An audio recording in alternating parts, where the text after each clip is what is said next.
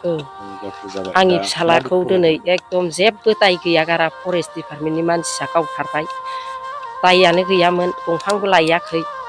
आं बिराद दुखु मोनबाय दिनै फिसाला सासेल'मोन आंहा फिसौ सासेल' दिनै आंनि फिसालाखौ गावथारबाय बे दायनिगिरिया फरेस्ट डिपार्टमेन्टआनो आं बिसोरखौ साजा होनो लुगैयो आरो आङो साजा होनो लुगैयो आंहा दिनै बिराद खहा जालांबाय न'खराव आंहा फिसाला सासेल'मोन रावबो गैला दा मालाबाफोर थांबाय बायोमोन नामा हाग्रायाव थाङामोन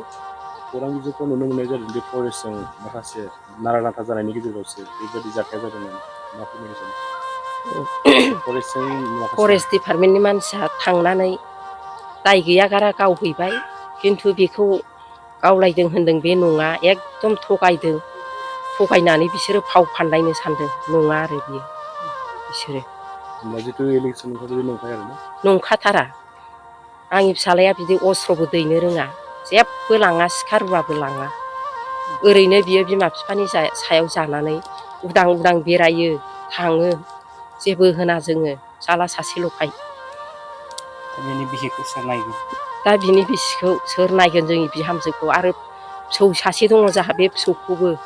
फोरोंनाय फेदेरनायाव हेफाजाब नांगौ बेसेबां फरायगासिनो दं गथ'आ देग्लाय क्लास 2 आव थांबाय उन्दैसोना उन्दैसो हौवासा